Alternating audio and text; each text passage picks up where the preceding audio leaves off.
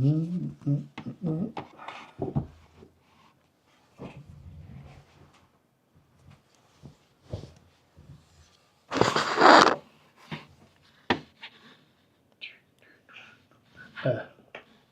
right with you guys as soon as I get my stuff. Where'd it go?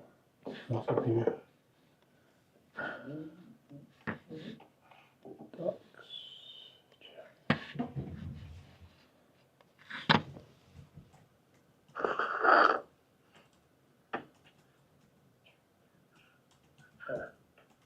Be right with you guys as soon as I get mine. Oh, let me get some coffee.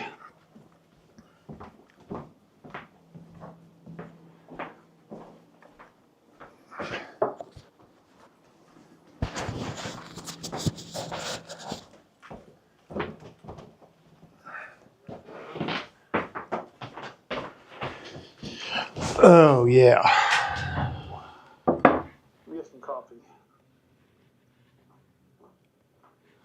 My wife says if we get a storm and I don't tell her, it's on me.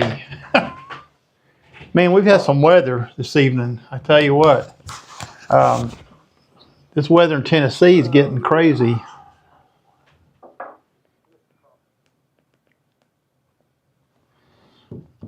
My wife says, the Tennessee.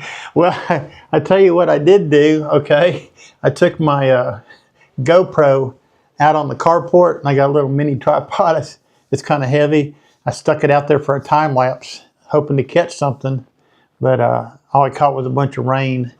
We haven't even got the wind that they said we were going to get here. And that's the way it happens up here on the plateau, as we call it, the plateau. We're about 1,900 feet up. And a lot of these storms come up out of the valley, and when they hit the plateau, they kind of fizzle down. But we've had a couple tornado warnings this evening here. Where's all my stuff? I got to find all my stuff. So let's see, what was I going to talk about tonight? That's something else I got to find. Hold on a minute. Yeah, I had to shut my computer down and stuff because my wife, she made me go down in the basement. Luckily, we do have a full basement under the house, and we have set it up down there with a couple chairs and a moving blanket and some water and a battery flashlight and a chainsaw. But you can't remember everything, so chainsaws in case we got to cut ourselves out of the house, okay? So let me get this down here where I can see. That's better. Okay, let's see, what was I going to talk about tonight? Yeah, we'll start off with the L brackets. Actually, let's start off with the Nikon Rumors, okay? Let's do that first. I was watching some stuff on here. I'm really disappointed in Nikon. They're doing everything but what us bird photographers want, okay? Let me switch over real quick right here.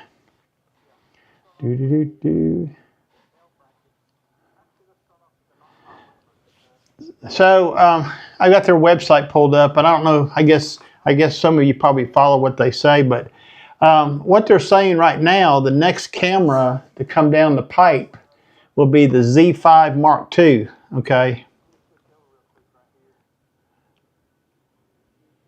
Yeah, I heard that, being around the Great Lakes. Anyways, they say that the Z5 Mark II is going to be announced April or May, okay? Which means it probably won't be available till the end of the year.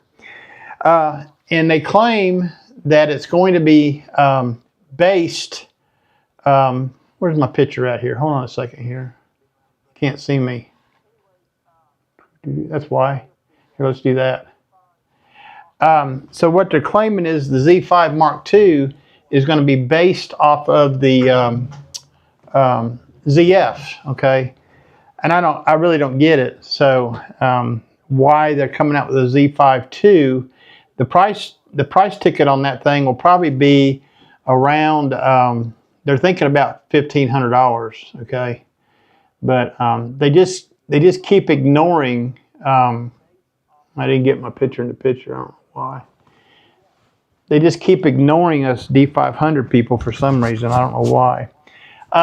So what they're saying about the Z5 Mark II, where was that at? I just had it here a minute ago. Here it is. Y'all can read it on the screen. You can look it up yourself too. I subscribe to Nikon Rumors. So what they're saying is, this is from an insider on Nikon Rumors. It's expected to be here around May. The Z5 II camera is rumored and expected to be announced around May this year. Of course, the release timeframe can change, but this, let me get this right here. What else are they saying about it? My internet's running a little slow tonight. They're saying it's supposed to be based off of the ZF, and it will have some of the tech from the Z6 II. Whoop-de-doo, okay? That's not really an exciting update to me, okay? Of course, I kind of said the same thing with the Z50 Mark II, that it wasn't really an exciting update for me either, but I bought one, okay? Another one that they're talking about here is a Z9 II, okay? Possibly a Z7 II in 2026 and a Z30 II. These are unconfirmed cameras. The only thing they've been able to confirm kind of, you know, rumor-wise is the Z9 II, be most likely in 2026. I think we can pretty much give up on a D500 replacement. I don't think they're going to give us a D500 replacement. I really don't. Okay, I think we're just all dreaming about it. Okay, Greg, you're absolutely correct. They don't make sense. Okay, and you know, I think, I'm not sure why they're doing this. I think they're really forcing everybody in that wants to do bird photography. They're really forcing them into the Z8 and Z9. Okay, and I've met a lot of people the last couple of weeks that had Z9s and Z8s, and you know, they're all bird photographers.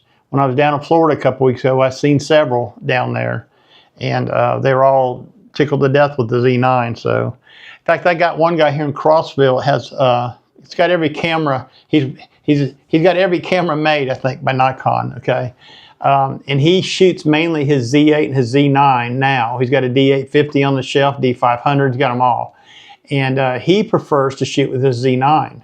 Okay, to me, that's a pretty big body, you know, to be shooting with. But anyways, I don't think we're going to get a D500. I really don't. Okay. So, you know, the Nikon rumor mill's still turning. We'll have to see. You know, one thing, yeah, you got that right, Woody. I've got 50,000 photographs in my catalog, and I was just thinking today I needed to go into my catalog and see how many landscape photographs I've shot with my 70-200 2.8. I'm kind of curious about that. I was watching some videos today about shooting with the 70-200. But anyways, yeah, I got too many images to edit too. I had a friend of mine, she lives here in Crossville, and we photograph together sometimes. She just got back from Florida also, her and her husband, and her D500 is acting weird. So I think she's going to have to send it in. It started while she was in Florida, where the back button focus quit working, okay? And it was working intermittently, and then other buttons quit working, and then finally, by the time she got back home here, she couldn't get into her menus. Okay, the menu button quit working. So she talked to me. I had her do a reset on the camera body. I had her change batteries, and I had her make sure it wasn't a lens problem to take the lens off or put another lens on it, and we tried all those things.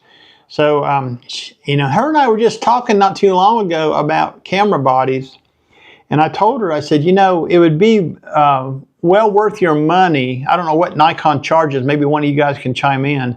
But it'd be well worth your money to send your D500 in for service, okay? And get a service on it and get it updated or freshened up, or, you know, whatever, you know, check on changing the, what is the mirror box or whatever, the shutter on it. You know, it would be worth it, because I was looking on B&H, used D500s are like $800 for a used one. They only want to give you about $450 on trade-in. On B&H, they've got D500 gray markets, okay, but they're about $900, okay, new. Now, you know, I know, yeah, it could be, Rodney, a main board failure, you know. Still, it's, I think, you know, for as much as she uses it, she's got a 500 PF, a 200 to 500, a 150 to 600 Tamron, you know, she got a Sigma big lens, and she uses that mainly, and then she's got a D4S, and I don't think she uses that very often. And then she's got a D850, which is full frame. Like, I think she prefers the D500 for the reach, especially carrying the 500 or the 200 to 500 that she uses. Let's see.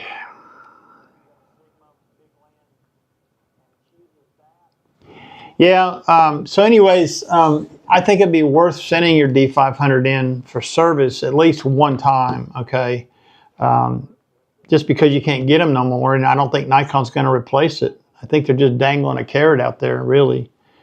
So Greg says, since I bought my Z6 II, I haven't touched my D500 and D850, though I would like a Z9. Yeah, I hear you on that. Now, you know, I had sold some stuff not too long ago, some DX stuff I had, just got out of that kind of frame of mind, and back, I've got another Z6 II right here, okay, for landscape photography, and I was using it the other day. I haven't put about 100 clicks on it, and I was using it with this 50 millimeter. No, I was using it with something else. Anyways, I was using it with the 50 millimeter. I took some pictures out at the state park yesterday. I'm going to do a photo walk with this to compare it to the Z50 Mark II. So here's the deal. I had this 50 millimeter lens on the Z50 Mark II, which is what, 75 millimeter field of view. And I was downtown, and you know, buildings are close together. It's hard to step back too far because, you know, you're bumping into another building or whatever. And I was trying to do some photography with the Z50 Mark II, which I absolutely love that little camera. But having that 50 millimeter on there was too much. So what I want to do, I'm going to go down and do a photo walk again, almost the same identical photo walk, and see what kind of field of view I get, or how much, you know, more I can get of the architecture and the buildings and stuff using the Z6 II full frame. And there's another advantage to using the Z6 II. I don't know if this 50 1.8 has got VR in it or not. I don't think it does. But there's another advantage using the Z6 II over the Z50 Mark II, and that's because the Z6 II has IBIS, okay?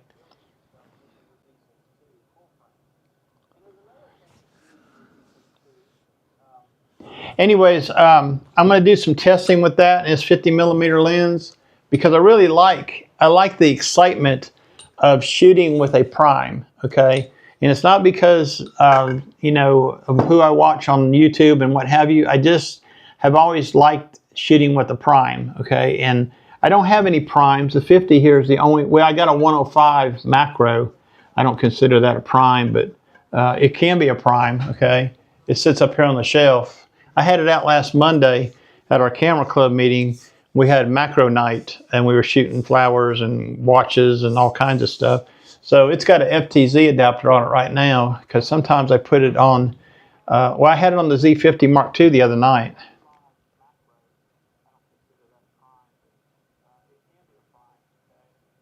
Yeah, just like the D500 channel, ain't it?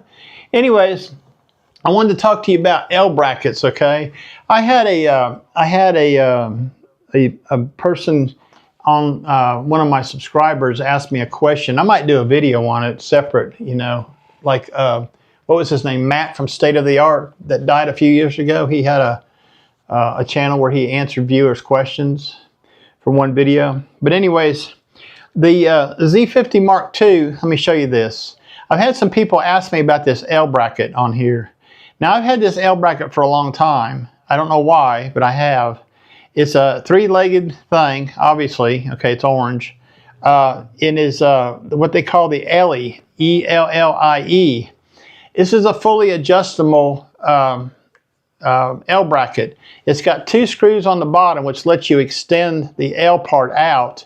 And then there's a few other adjustments on it. But it does fit the Z50 Mark II, okay, if you want an L bracket for it. Now, the reason why you want an L bracket on your camera is when you're doing landscape photography and you're doing a horizontal shot like this and you want to do a vertical shot, and you can just take it off your tripod without moving the tripod. You just take it and flip it on your tripod like that. All my cameras have L brackets. All of them do. This one here is the only one that has an L bracket not made for the camera. So somebody asked me about this because they seen this in one of the videos I did for the Z50 Mark II. So I kind of did a little thing today on one, a little short on it. And the only problem with this is this screen, this flip screen, which I don't like anyways, okay? You can't bring it back a whole 90 degrees, okay? See that? And imagine you could do something to this bracket. I've got it so it's square on the body. If I was to move it out a little bit to the front, then the screen might, you know, open all the way to 90 degrees. But let me tell you something, okay? I don't like this screen, okay? I flip it around when I shoot, okay?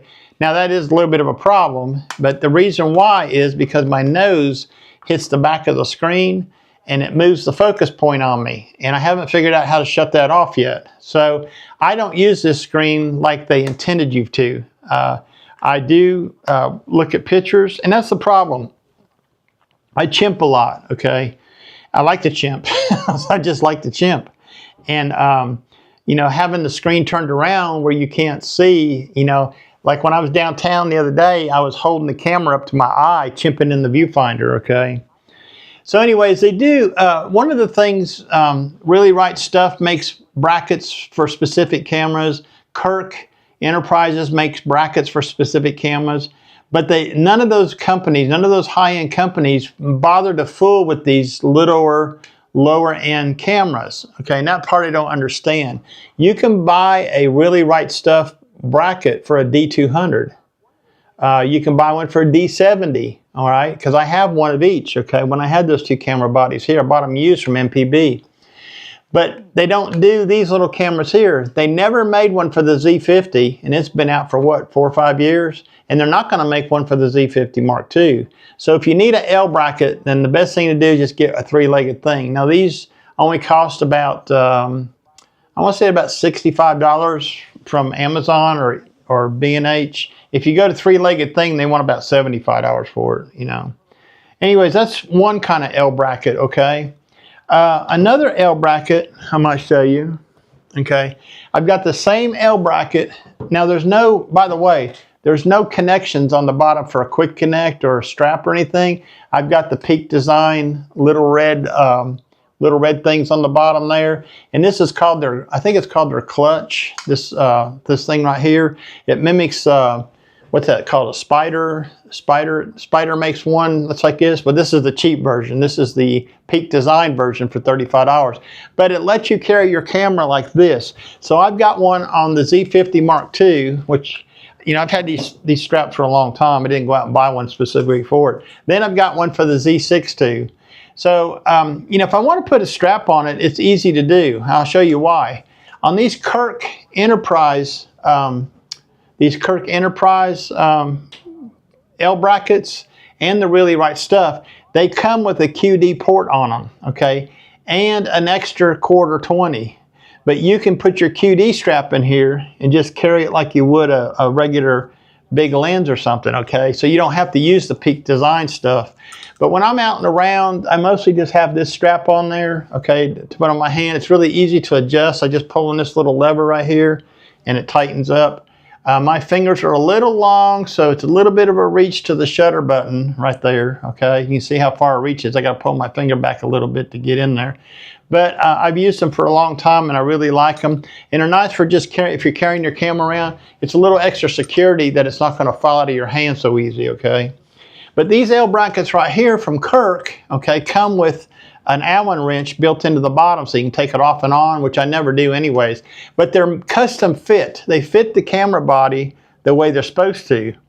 Now the problem is cost, okay? They let you access the doors real easy too. The problem is cost. These things run $120 to $140 a piece, okay? Now I've got one just like this on my Z8, okay, from Kirk. Let's see, I've got one on the D500 and they all work the same way, okay? They have the QD port on the bottom. So when I'm taking the D500 and the 500 out, I'll put the QD in there with my Peak Design strap and strap it across my chest this way. You might have seen me in a couple videos doing that. And I'll walk around like that. And what I'll do just for extra security, I'll cradle my hand down here like this under the lens, just in case the strap was to give out. So far they haven't, okay? Peak Design makes a pretty good strap system. Let me catch up here a minute.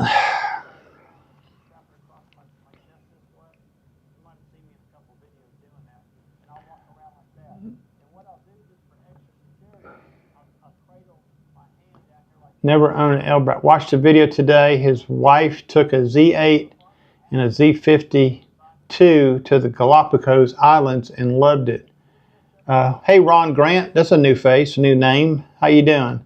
I found out my L bracket for the D7000 also fits the D200. Well, lucky you, okay? I have a D200 L bracket. Woody's got a question. Ron, did you go back and see the Face in the Rock video yet? No, I didn't go back up there to look at it, okay? It's about 25 miles from my house, and that was, what day was I up there? Tuesday. I had a camera club presentation I had to get, and I had to go up there and shoot a couple of photographs I was missing in the presentation, and that's the day I was up there. Let's see. I occasionally do landscapes, so I stuck one on my D500. It's made for the D500, so easy to get off in the, yeah. So Rodney said he has one on his D500, L bracket. And Woody says he doesn't use a tripod very often. Yeah, I get that, Woody. And you know, the other night I was shooting with the Z50. What was I shooting with? Anyways, I was playing with shutter speeds, okay, trying to get them down as low as I could. Hey Michael, how you doing? Yeah, I'm going to have to dig into that, Michael. Michael says on the Sonys you can turn that off. I thought there was a way to do it too, but I haven't really dug into the menus. But I need to do that because it drives me crazy, okay? Hey, Kath, how you doing? No, I have not tried one of those camera cages where you can roll the camera. I tell you what I did have a long time ago, okay?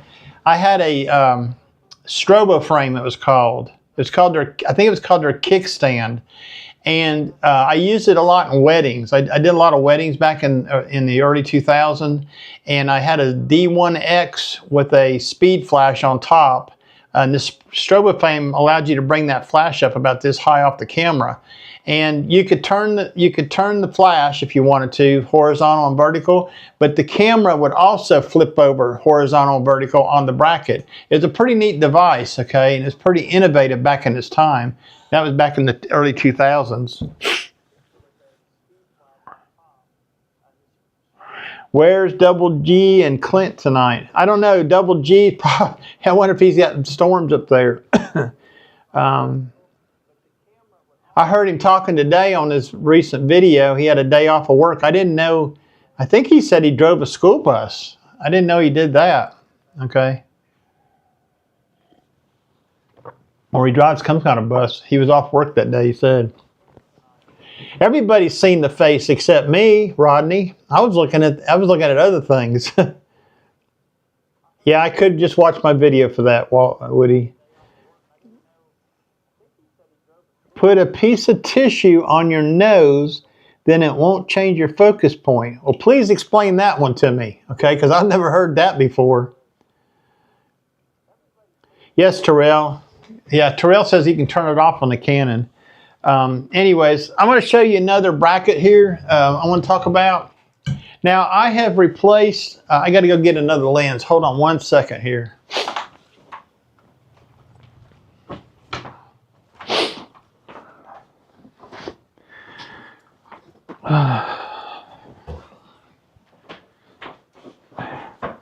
Oh, okay. I have replaced a couple of my lens tripod feet collars, okay? Well, not really collars, but I'm trying to find the model number of this one. It's on here somewhere.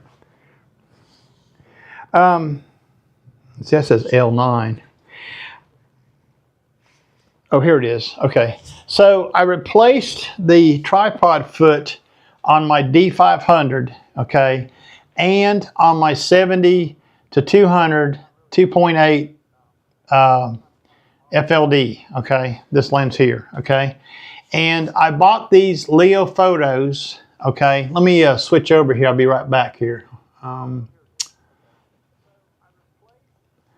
going to go over here and show you on B&H, if I can get down to it here. No, it's not it. Here it is.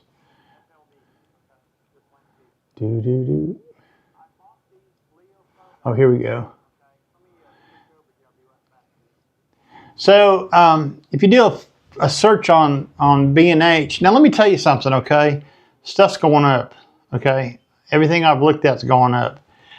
These are the 70 to 200 FL ED lens and the 500 PF take the same tripod lens foot, okay?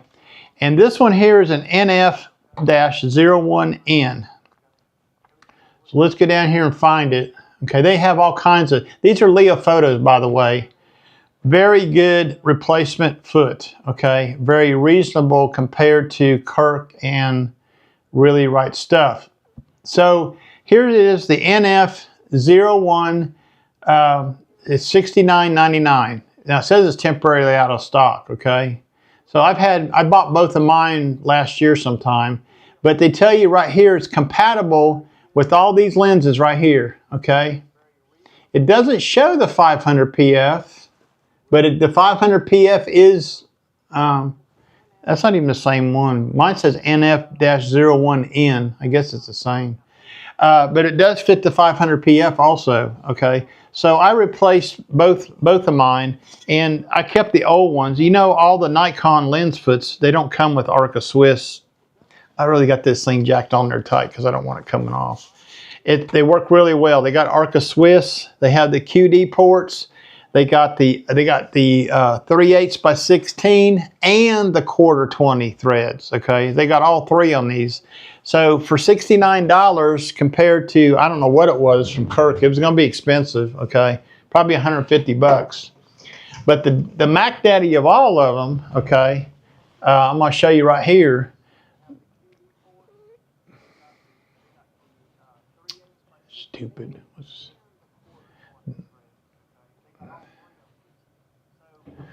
So this is the Mac Daddy right here. Oh, I had it there. This is from Kirk Enterprises. It's for the 180 to 600, okay, Z lens. Now from Kirk, they want $335 for a collar replacement, okay. I think it includes this thing. Oh, and maybe not. That's just for the collar itself. But if you go over to, I found them, I was looking at B&H because that's where I bought mine from. B&H got them for $265. So this thing here replaced the whole mechanism that came with the 180 to 600. The 180 to 600 does not have a removable foot in the conventional sense. You actually have to turn this knob, and I'm going to do it for you right here, okay? And you got to loosen this up, and it comes off like this, okay? And that's it right there. There's a little spring right there. Okay, got to watch. And then you go, it fits really well, and it actually works really well. Okay, and it's really got some heavy duty screws in it. I feel really confident that this Kirk lens collar for the 180 to 600, I want you to look at the screws that are in that right there. Them 4 screws holding that on, they're pretty beefy, okay? It's the same way. It's got a 3/8 in a quarter, 20 threads, and the quick to connect, okay? And it's significantly longer, okay? I don't know if you can see that or not. Significantly longer than the factory one, okay? For putting it on a tripod. So that's very pricey, okay?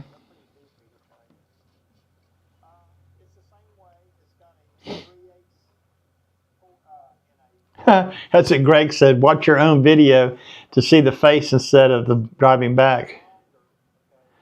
Oh, you didn't see me? Oh, yeah. Hold on a minute. Okay. Thank you, Woody. I don't know why I don't have picture in the picture. Okay, so let me show you it again. Sorry about that. Yeah, so on the 180 to 600, okay, I was going to show you. Let me back up a second because I didn't show you this one. This is the 70 to 200 with the lens foot on it, the Leo Photo. And yeah, it's pretty good lens foot, okay? Of course, this is not a big, heavy lens, neither is the 500, but the 180 to 600 is a heavy lens, okay? Probably weighs twice as much as the 500 PF. But this collar right here, this is not a removable foot on the 180 to 600. You got to change the whole collar out, okay? So when I first got it, I had a Arca Swiss plate I screwed onto the bottom of the factory one. Well, it was always coming loose and it was bothering me, okay? And it only had 1 screw in it. I tried to put a second screw in it, but I couldn't find one. So this comes off like that, okay? And it goes on really easy. Nothing hard about it, okay? And these screws right here, this is what I wanted to show you. These 4 screws right here are pretty beefy, okay? They really do a good job here. But the problem is, and this is longer than the factory one, the problem is it's $265 plus tax. Let's just call it $300 because by the time you pay the taxes on it, it's going to be $300, okay? Anyways, let's see what else was on here. So, you know, currently I have the Z50 Mark II. It's got that Ellie, the 3-legged thing, Ellie on there. Then I have the Z6 II has a Kirk, the Z8 II has a Kirk, and the D500 has a Kirk, okay? So, you know, then I'm using these Leo photos on there. You know, and this brings me to a thing here I wanted to mention. We were at a function for the camera club Tuesday night or Monday night, my camera club, and it was macro night, and some of us more experienced photographers were helping some of the inexperienced ones. Well, what I noticed is the variety of quick connect plates that people were using. There was very little compatibility. I was going to let somebody use my tripod because they didn't have one with them, and it was Arca Swiss. So and she had a Z6. Well, when I looked at her camera, I said, "Well, you don't have a plate on this, you know, a tripod plate." She goes, "Oh no," she says, "I don't have a tripod plate." I said, "Well, you have a tripod, don't you, at home?" She goes, "Yeah, I have a tripod at home." I said, "Well, do you use it?" And she said, "Yeah, I use it." I says, "Well, how do you attach your camera to your tripod?" "Oh," she says, "I screw in the screw. I just screw it on the screw." I went, okay. But what came to mind is all these different people that had brackets. So I started asking in the room, did anybody else that came had an extra Arca Swiss plate that I could put on the bottom of her camera so she could use my tripod? And finally I found one. Or I found a tripod she could use. It wasn't my tripod, but there was another tripod somebody brought in. I think it was a Sun Pack, and it had its own quick connect plate in the box. So we just put it on her camera and she used that. But that got me to thinking about quick plates and you know, all the different compatibilities there are. I remember a long time ago, I used Manfrottos when they first came out. You remember the ones that were like 6-sided? And then later they had the square ones, they called the RS2s, I think. And finally I got to Arca Swiss myself. But I think, you know, it would be nice if everybody was compatible. I have been out in the field. I've been in waterfalls with other people, and it was the same thing, okay? They didn't have an Arca Swiss with them or whatever, and I had to lend them one. What I've done now is I have a straight bracket, a straight Arca Swiss. I just keep it in my bag, and the wrenches are in there to put it on. I just keep it in my bag all the time. I didn't take it with me Monday night to the camera club because I left my bag at home, and I would have never thought of it, you know. But you know, sharing your tripod setup can be a problem. I don't know how many of you got different, you know, tripod brackets or quick connect plates that are not Arca Swiss, but you know, I just think that maybe the whole country ought to be on one system. Turn back to camera. What do you mean turn back to camera? What do you want? What do you want, Michael? Turn back to camera. Oh, you mean turn back the camera? I got you. Woody, yes, you can remove the collar on the 500 PF. Okay, I'm going to show you this on the 7200, but you got to turn this knob. It's just like you could on the other one. You turn this knob, and then you hit the quick connect, and it comes off like that.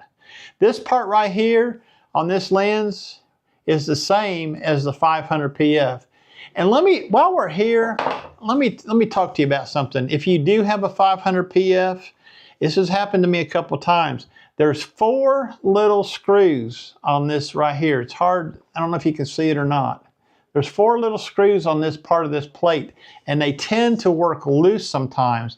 And how you'll know it is you'll put your foot on there and tighten your foot up, and your foot will jiggle just ever so much, okay? And you're thinking, and you're tightening it some more, you're tightening it some more, and it's not, you know, but that's not what it is. It's those 4 screws, okay? And you got to watch, okay? Because they are a special screwdriver. I forget what it was called. I don't know if it's, let me take it off here and look. It's a Phillips screwdriver, but it's very small, okay? I am almost under the inkling that you would either put some blue thread locker on there, or if you really want to get froggy, some super glue, okay? And then crank them back down, and maybe they won't come off again. I don't know. Mine's only happened a couple times, okay? So I kind of just check it every once in a while. But that's how the foot comes off on the 500, the same as this lens right here. It's pretty nice that they're both the same, actually, you know. I didn't know that till I bought the one for the 70-200, which was on the B&H list. It said it was there. And then I said, hey, this looks like the PF. Let's put it on the PF and see how it works. And it worked, okay? So it's pretty good, you know. Anyways, let's see.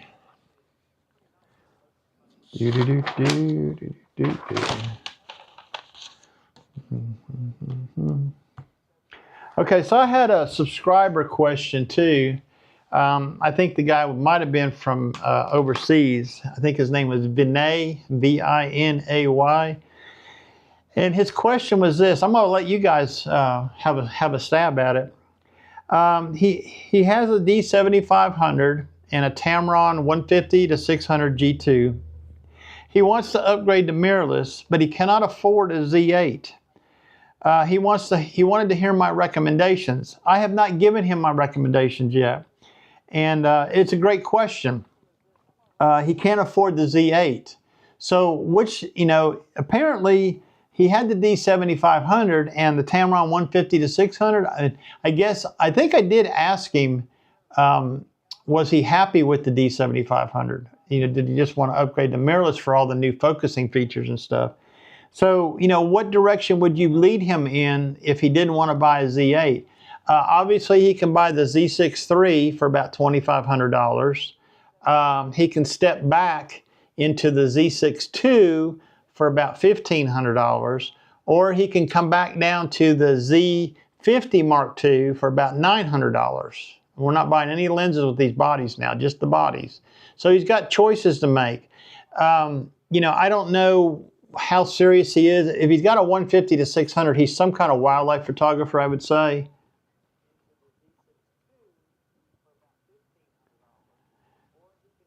Yeah, Terrell, she used oh, yeah, no.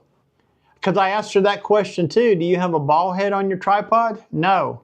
I don't even know what kind of tripod she has. It might be a Walmart brand. I don't know.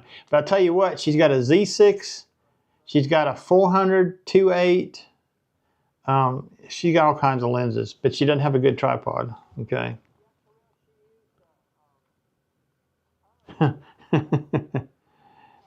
Well, a used Z8, that's a good thing. Let's go have a look, okay? Let's go see how much they are, all right?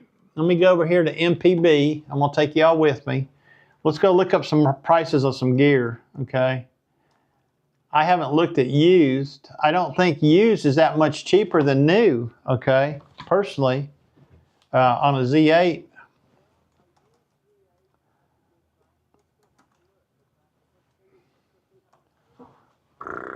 Nikon Z8 in like new, well, yeah, I guess so. In like new condition, $28.69. Okay, a new one. Let's go over here and look at B&H. Let's see how much a new one is right now. A new one is $3,400. So you're talking about $600 cheaper for used. So a used Z8 is $28.69. Let's see if they got any Z6 IIIs out there used. Might be too early for them. Probably got a few. Nope.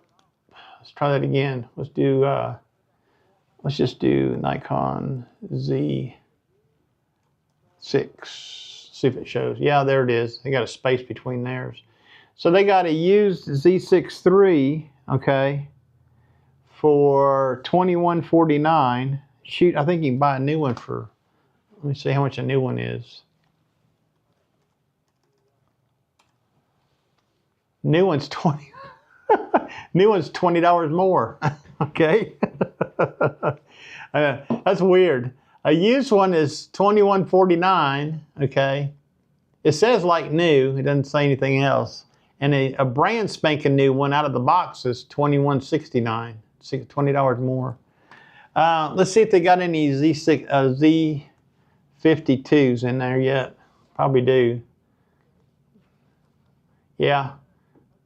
So, yeah, here's the crazy thing. A used Z52 is $959, okay? And you go over to B&H,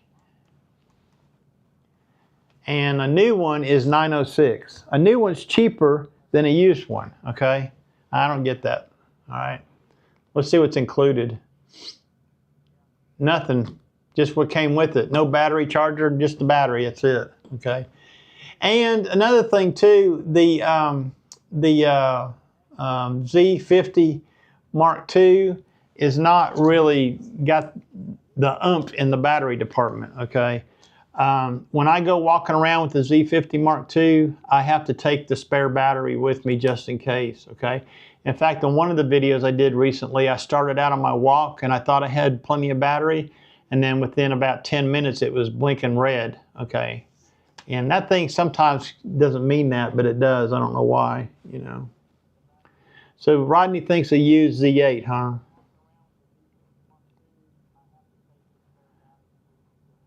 Yeah, Terrell, that is true, knowing his budget. But, you know, saying he could not afford a Z8 at, what did I just say, $3,400, tells me that he might not be able to afford a used one at that. And it's doubtful that he might be able to afford a Z6 III, okay? So, I don't know. I haven't answered him. He hasn't answered me back, by the way, but he picked up on one of my videos and he asked me that question. And, you know, I personally, you know, the D7500 has the same sensor as the Z50 Mark II. So you're going to get equal or better, and I've noticed better, basically. You know, if you took the D7500 or the D500, which both have the same sensor, and pushed it above 3200 ISO, you're struggling to clean up those photographs. Am I right or wrong, you D500 shooters? So I would think that the Z50 would have the same problem, the Z50 Mark II. Well, it doesn't. I can tell you this right now. I have been shooting with the Z50 Mark II birds, perched birds, with the 180 to 600 lens as high as 10,000 ISO, and cleaning them up in Lightroom denoise, fine, just fine, okay? In fact, I'll tell you what, if you want to, let me show you a picture here, okay? I think I'm done with the web tonight. Let me get Lightroom started real quick, and I'll show you a picture that I took just the other day with the 180 to 600 and the Z50. And let me close this down right here. So what I'm going to do is use my metadata feature. So if you look here, I'm in my Lightroom catalog, and on the left-hand side over here, you see I got 50,829 pictures in here. Who's is that? It's David. Hey, David. We'll be back to you in a minute here. We're just looking up something here. If you go under the metadata feature, you got to be in the library module. If you go into the metadata feature, and I've got my column set up to sort by camera, okay? So let's see what's going on here. Let me go back. Pictures, all cameras. Where's all my, what am I doing here? Am I in the right catalog? Can't find all my cameras. Oh, that's because the keyword is birds. Okay. Okay, so I'm going to make sure your sorts are set on all. I'm going to go down here and find the Z50 Mark II, which is right there. I got 259 photographs. I want to know how many of those I shot with the 180 to 600. And that's these right here, okay? So let's just look at a few of them while I'm here. Oh, hold on a minute. You guys ain't seeing... Sorry about that. I forgot to switch over.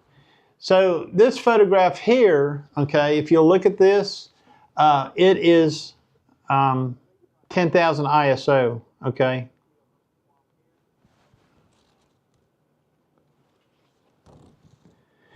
And to me, that's a pretty sharp photograph, okay? Let's see if we can find a couple others here that were shot with that lens. This is 10,000 ISO. 1/1000th f8. You know, it's sharp, okay? There you go. You can see the details of the feathers. I'll let you kind of ponder on that a minute. If I tried to do that with the D500, I would not be able to clean it up very well, okay? So I'm assuming the D7500 would be just the same way.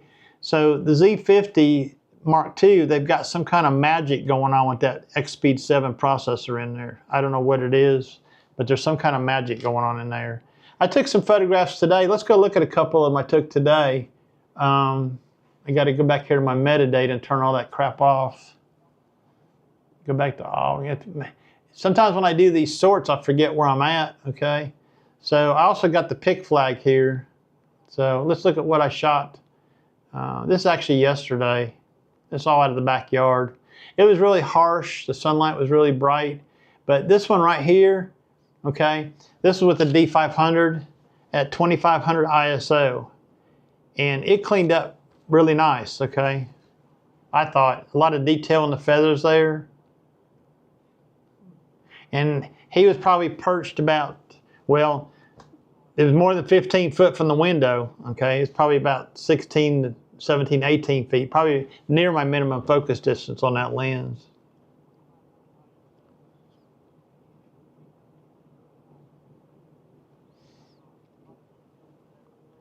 Woody maxes out. I mean, you do that on purpose, Woody? You max out at 2000 or 2500 ISO on purpose?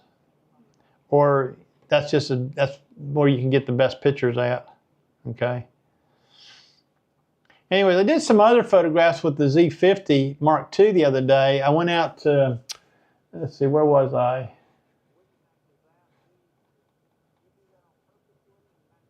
Let's see, not these pictures. Where was I?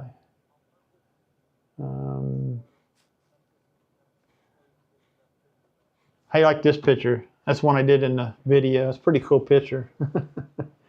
I've just seen him sitting there having a lot of fun that night. I think it was right here. Yeah. So I shot this with the Nikon Z6 II and the 50 millimeter the other day. I'm getting ready to do some testing with that. This is just has some basic Lightroom edits, but I want you to look at how sharp the brick is right here, the stonework. And this is handheld at 1/60th of a second, f8. So you got to remember now, this camera has IBIS in it. This one here, same thing, 1/100th. Now this one's cropped pretty heavy, okay? Let me show you. See how much I cropped that with the Z6 II? That's with the 50 millimeter 1.8S at 1/100th of a second, ISO 100, okay? And it's pretty sharp. Really impressed with that. There's another picture I took. Another one. 1/160th of a second, f8. That's one of the old homestead houses out there. A lot of good color rendition. You can see why I like the Z6 II for landscapes. It just does a really fine job with landscapes. Okay. Let's go back here. Anyways, yeah, that was a pretty good subscriber question, but he hasn't come back to me. I get these questions a lot, and then they don't, you know, I answer them, they don't come back, you know. So, anyways, yeah, hey David, nice to see you on here. I was making fun of you. Yeah, I tell you, I wish the Z50 Mark II had IBIS, but I honestly don't think Nikon's going to put IBIS in any of their crop sensor bodies. Okay, I don't think they're going to do it. You know, I don't know. When I was shooting with this 16-50 the other day, it has VR in it. So if your lens has VR, you're good to go on the Z50 Mark II. But David, you can answer this because I had a question a while ago. Does the Z mount 50 millimeter 1.8, does it have VR in it? Okay, I couldn't remember. I know the 24-120 does not, okay, have VR. The 24-200 does have VR. But the 24-200 is not an S-line lens.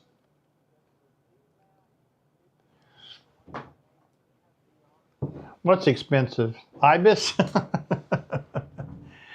Or the 51.8S. What I don't like about the 51.8 on the Z50 Mark II is the reach, you know. I think the 50 millimeter on the Z6 on the full frame camera is going to be great, but on the Z50 Mark II, I don't like it very much because I got to really back up really far. Let me show you when I had to really back up really far. Okay, let me go back over here to Lightroom real quick, and those photographs I took the other night. Where was that? Not this one. This one? Yeah, this one right here. Okay, this particular photograph right here, okay, to get just the front part of the building in the picture, you can see how far I had to step back. I'm all the way across the street, in the middle of the street, you know, a good distance away because of trying to get everything I wanted to get in there. Now, if I'd had the, and I had it on my tripod because that's a 15-second shot, but if I'd had my Z6 II there, I don't think I would have had to step back quite as far.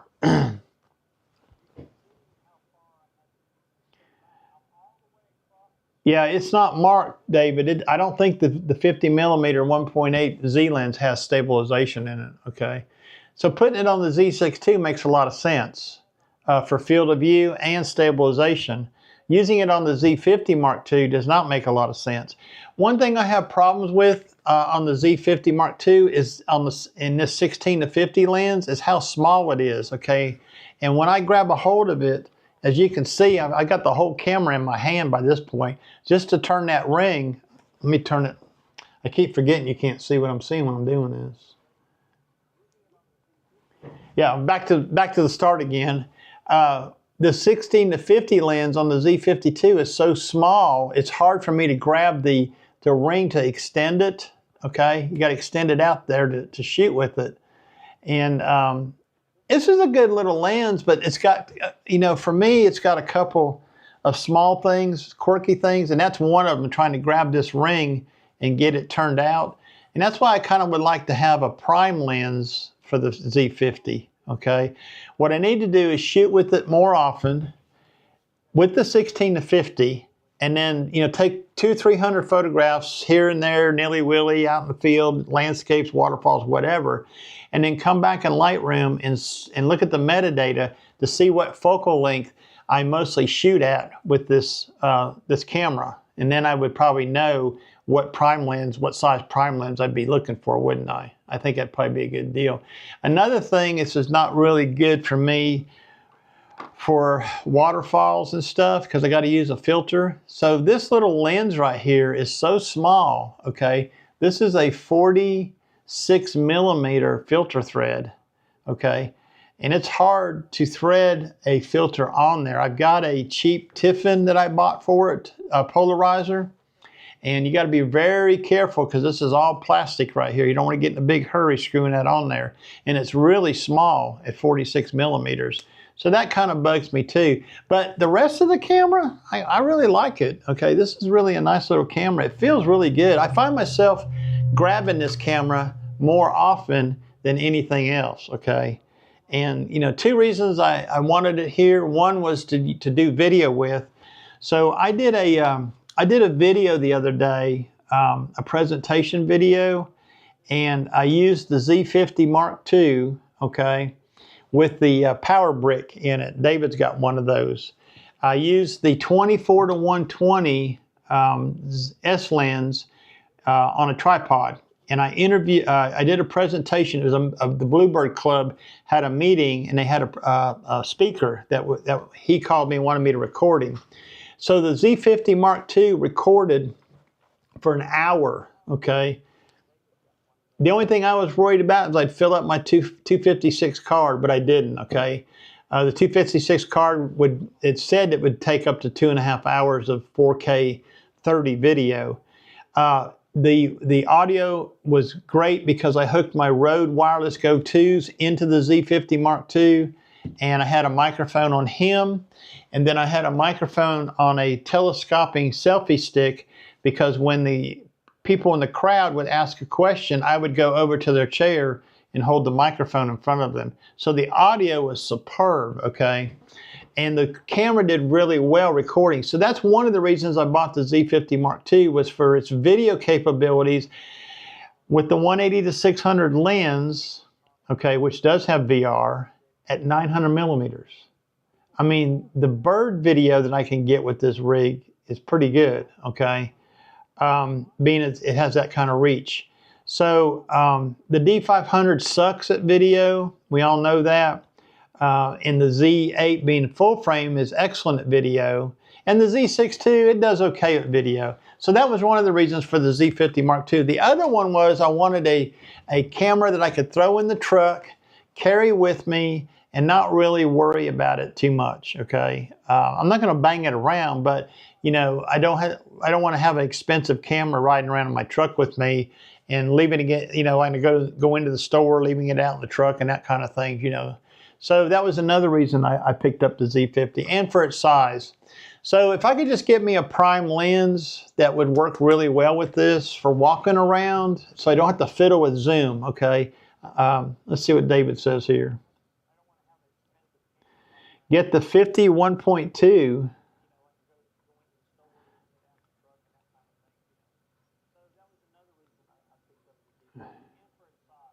Okay, thank you, Rodney. Rodney says the 50 millimeter 1.8S does not have VR, according to B&H. Frozen. Case adapter rings. Yeah, Michael. Case does not make an adapter ring from a 46 to a 77, or even from a 46 to an 82, which is my biggest ring. I had the Case Wolverine filters, the 82 millimeter rings, because I got the 14 to 30 lens, and that's the biggest one I have. And I got step down rings. So I looked already. I would have to step up twice, okay, to get to 77 millimeters. They have, there's a step up ring from, you gotta remember the case filters I'm using are magnetic. They have a step up ring from like 46 to 62, and then you'd have to go from 62 to 77, I think is what I found. And I really don't want to do that. I didn't buy this camera to do waterfall photography with, okay? Although if I'm on vacation and the opportunity arrives, I guess I could use a screw-in filter if I had to, okay? I don't normally use filters on my cameras unless I'm going to a waterfall and I need the long exposure value for that. In fact, none of my lenses have UV filters on them. I don't believe in UV filters. I believe they rob you of optical quality, okay? 40 millimeter Z mount. I was thinking maybe something smaller. I mean, something shorter. I'm gonna write that down, David. I'll have to get on that photography place that Phil gets on and do a lens review on it. The 40 millimeter Z. What's the f-stop on that? Let's go look at that real quick over on B&H and see how much it is. Quit out of Lightroom here.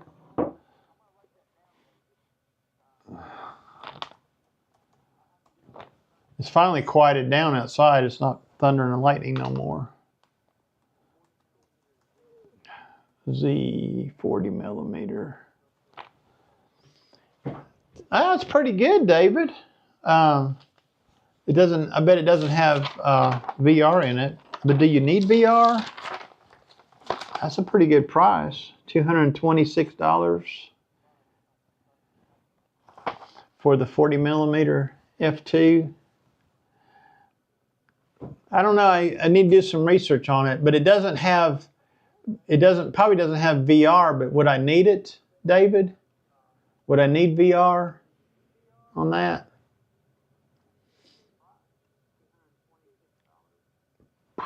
Programmable control ring. The 28 millimeter retro. Let's go look at that one, how much it is. We got to check MPB too. Let's go see what the 28 millimeter is. I'm not into retro lenses like David is, but okay. So you have a Nikon 28Z f2.8, okay, for $226. They're both about the same price. They are the same price. Does it have VR? Now, here's the thing. It goes up to f16, from f2.8 to f16, okay? And I found that to be a limitation on the 50 millimeter, by the way. And let's go up to the 40, same deal. So these prime lenses all seem to be f2 to f16, that's it. You can't get anything shorter than that. So either one of those lenses is $226. So the 28, David says no. So the 28 would be field of view. Let's see, 28, 28 is 16. Is that right? Is that right? Yeah. So it'd be 28 would be a 44 millimeter field of view, and a 40 would be a 60 millimeter field of view versus the 75 millimeter field of view. So you're going about half, you know. I don't know, I have to look at that, David. You know, I kind of, okay, well, I appreciate that. I can shoot crazy slow shutters with a 28, okay. Let's go look at MPB, see if there's any of them used, okay. Because I would much rather buy used at this point, because and I'm gonna tell you why, okay? Because basically I'm broke. Y'all forget I'm retired, okay? Ain't got no money, only what I'm saving, okay? I'm not sure what I'm saving for. 28. So they've got one here. God, they're crazy. That's a SE. Wait a minute, that's the wrong one. Here we go, 2.8. Used is 204, okay, plus tax. I guarantee you can go to Murphy's and get it 226.95, no tax, cheaper than anywhere. Well, I have to think on it, David. Okay, what is the? Let's go back to B&H a second. What is the filter threads on that thing? In case I wanted to use a filter thread on it. Looks like it's 52 millimeters on the 28, and the 40. See what the 40 is. That's the 28. Go back again.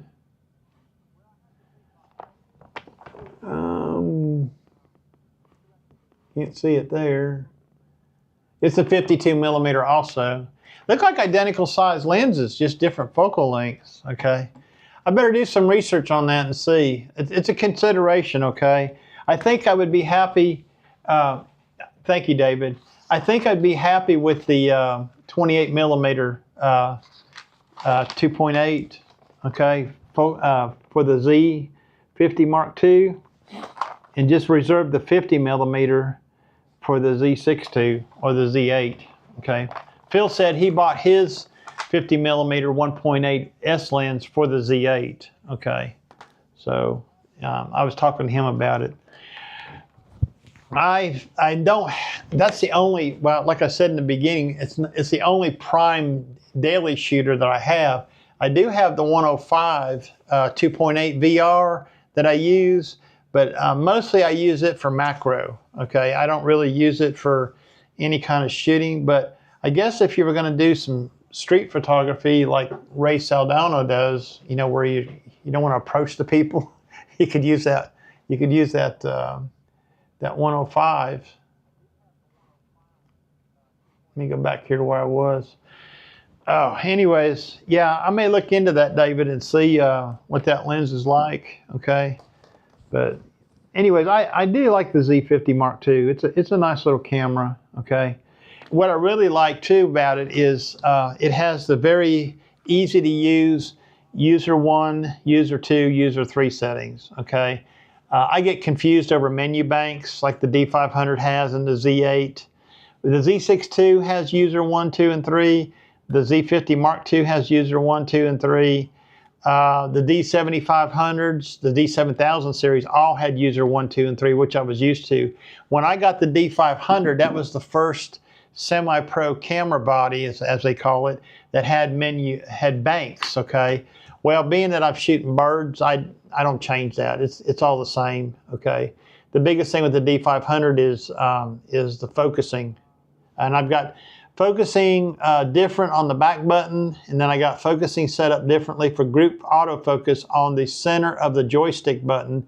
So if I'm autofocusing single point on the back button focus, I can move down to the joystick button and push on the center, and it gives me the group focusing, okay? But I'm not a birds in flight person. Ron Grant, he just got the D200 a few months ago. My favorite lens for that is the Nikon 55 2.8 micro. He loves vintage lenses. Well, you're in the right place. David says, hey Ron, that is one of my all-time favorite lenses. He's talking about Ron Grant. I currently have the f3.5 variant and I love it, okay? Hey, yeah, Ron Grant, you're in the right house tonight, okay? David Sellers is the vintage guru here, okay? He's the lens guru.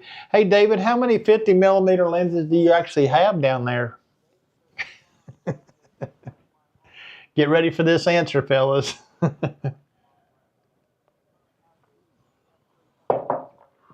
I think he's got like 40. Yeah, Rodney, I'm not a bird in flight person, okay? I just don't have it in me. But when I was in Florida last month, I had to use group focus because my brother-in-law and his wife took us out on the pontoon boat, and I had the D500 and the 500 with me because he said there were birds out there. Well, the birds that were out there were storks. There were a few pink ones, he said, and I did see a rosette spoonbill with these storks. But it was really hard to take photographs of birds from a moving pontoon boat. Okay, I don't know if you ever tried that or not, okay? So I had to switch to group focus to get any photographs in. I actually, I actually had a lot of fun down in Florida. The vacation part was really nice. I didn't get to do as much bird photography as I wanted to, but what it told me is next year I'm going to go back, okay? But I'm going to go back by myself, okay? I'm going to put all my camping stuff in my pickup truck, and I'm going to go down there and try to spend about a week, okay? And I think I'm just going to go to one place. It's either it'll probably be Black Point Drive or the Orlando Wetlands. I'll tell you what, that was an amazing evening I had at the Orlando Wetlands. I was down there with a bunch of other photographers 2 hours before they closed. I didn't have much time. I had to drop my wife off at the motel. And it was amazing. David has close to 30 or 40.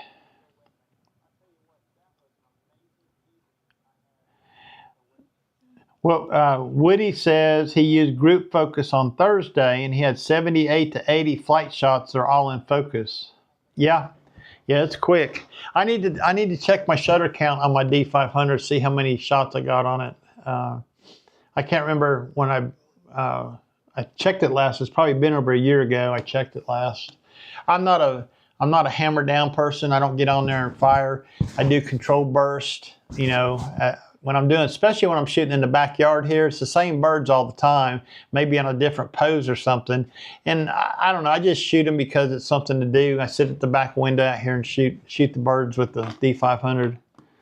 But yeah, anyways, down in Florida though, I had the Z8, okay, and the 180 to 600 out there on at the Orlando Wetlands, and it was point on all the time, okay. I didn't take the D500 over there with me. I had it with me, but I didn't take it with me that night. I took one camera and put the strap on it and took off. I told my wife, I checked her into the motel in Titusville. It was about 4 o'clock when we got there. We just left my son's house, and when I got there, I asked her what she was going to do. She said she was going to take a shower and she's going to watch some movies on her tablet. I said, I will be back in a little while. Where are you going? I said, about 8 miles from here is the Orlando Wetlands. I said, I'm going down there before they close. They don't close for 2 more hours. And that was the best 2 hours I had in those 5 days, okay? Pretty amazing. When you shoot eagles flying, it's hammered. I would say it would be. You're trying to get that perfect pose in there, so... Anyways, the storms have cleared out. I hope everybody's safe down in Chattanooga and everybody upstream. I think, Woody, you're upstream from me. You're going to get hammered tomorrow. So I hope you survive the storms. It was pretty hairy here tonight. Just before the live stream started, I wasn't sure I was going to get it started because my wife went to the basement and I told her, so I'm going to stay up here for a minute and see what it's going to do. I'm not scared of storms, okay? Anyways, I think I'll get off of here. I've been on here for about an hour and 20 minutes or 15 minutes. Appreciate y'all coming around tonight. And I just wanted to get on here like Phil would say. I was kind of bored today and didn't have anything much more to do. And let me tell you something. If you're not retired and you're thinking about retiring, do it.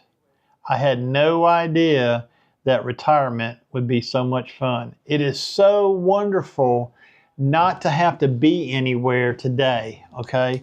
I get up in the morning, 5 o'clock, 5:30. I'll sit around the house till about 10 o'clock in my pajama pants, and I might take a shower then, and then I may go somewhere. Now, Friday, I worked outside all day. It was a beautiful day out, and I'm really glad spring is here because I was getting a little bit housebound from the winter time. So I think I need to go somewhere next winter. That's what I think I need to do. Thank you, Ron Grant, for coming by tonight. Appreciate that. Be safe, Woody. Yeah, the Tennessee photographer. I'm not going to do that again. I just felt like saying that. I've been wanting to say that for a long time, and I knew David would probably watch my video, so I got a big kick out of it. Yeah, Woody, you retired 11 years. It has gone by fast. I tell you what, I'm 67, and let's see.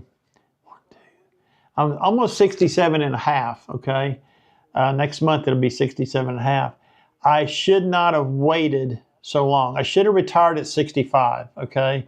I could have done it at 65, but I chose to wait till I reached my full retirement year, which was 66 and a half. And then the reason why I waited that long is I thought, well, if I want to work till April, I might as well work till December and get my bonus, which is a sizable bonus every year.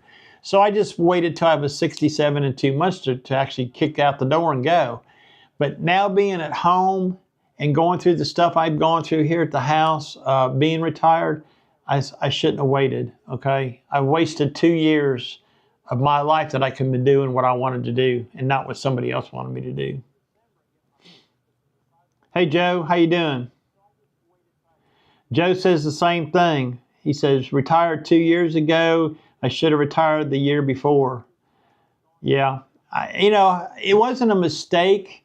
I said that today in one of my videos, or yesterday's video, my vlog video. I have a retirement channel. If you guys haven't seen it, it's called the Retirement, it's just Retirement Groove. Okay, I do vlog videos during the day. I did a video yesterday where I sat outside in the barn and I talked about the stress of retirement. Okay, if you can't find it, I'll put a link in the description of the live stream tonight where you can find the channel. And I do different kind of videos over there. I do stuff that I want to do, not photography related, So, anyways, I wish I could have retired at 56 or 55 or 58, Woody. I wish I could have done it, okay? I know a lot of people that are doing it. If you are smart, and a lot of these baby boomers were, I am not, okay? I was a late bloomer. I didn't start putting into my 401k till I was about 42 years old. If I had started when I was 20, okay, I probably could have retired at 55, okay? I probably could have. The key to retiring, the key to retiring is to go into retirement debt-free. No house payment, no car payments, no credit card payments, none of that junk. If you can do that, you can live at the same level on Social Security. And the reason why I'm telling you that is no bullshit. The reason why I'm telling you that is we have figured out our budget here at home, and I was worried about it. But when she showed me our budget, I went, you know what? We can do this because we are debt free. We don't owe, well, I do owe a little bit on my truck, but it'd be paid off in about 4 months or 5 months. But we don't owe on anything else. You have to be debt free, okay? And then you can just let Social Security take care of you. Joe says, I went at 63. I couldn't see going back into the office after working mostly from home during the pandemic. There's a lot of people that were like that. Myself, I was never home from the pandemic. And that's how I met David Sailors.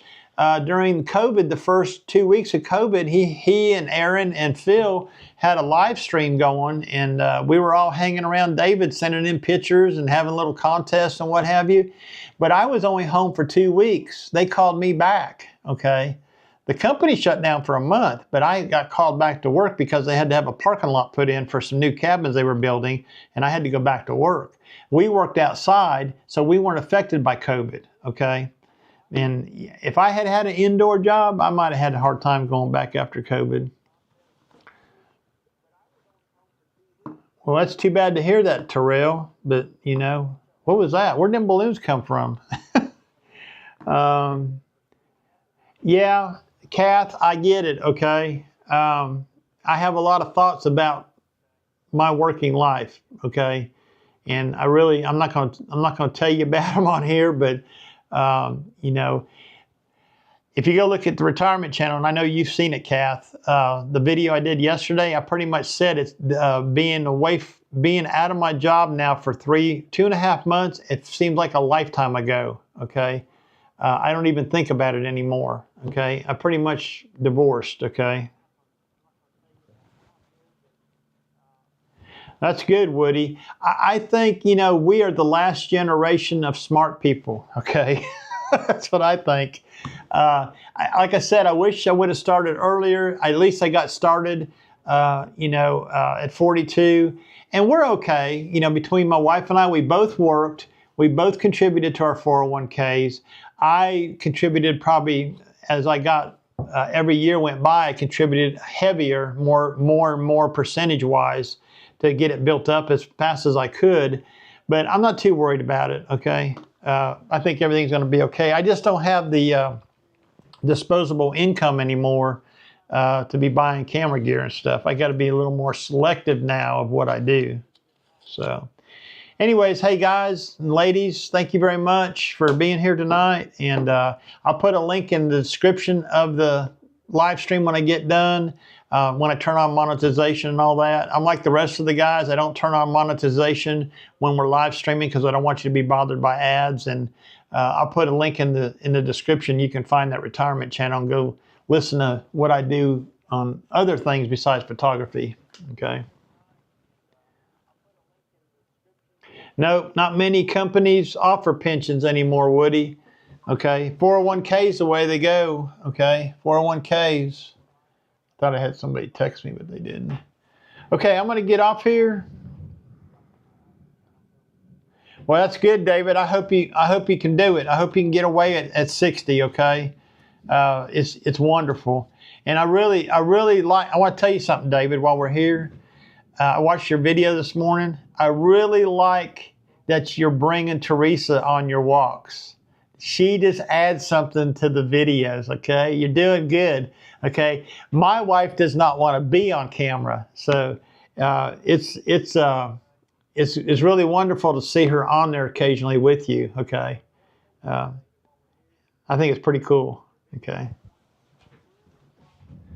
All right. Oh, you pay for YouTube Premium? I don't have that. I could if I got rid of Prime, okay? I don't even watch Prime anymore. The only reason I got Amazon Prime is for the free shipping, but I'm broke. So I probably won't be ordering very much anymore, so I might as well go cancel it, okay? Anyways, we'll see you guys later. I'm going to get off here, okay? Y'all have a good evening, and I'll talk to y'all later.